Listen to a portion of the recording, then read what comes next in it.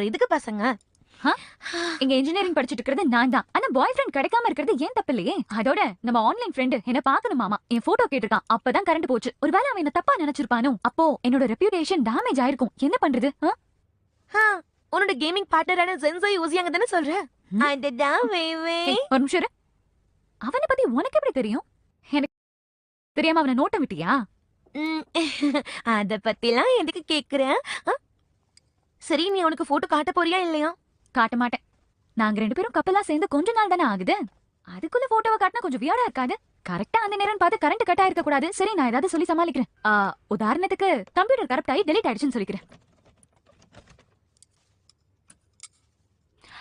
ஐயோ,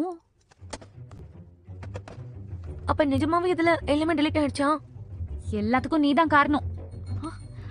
நான் என்ன பண்ணேன்? வேவே, நான் ஒன்னு சொல்ல மறந்துட்டேன்.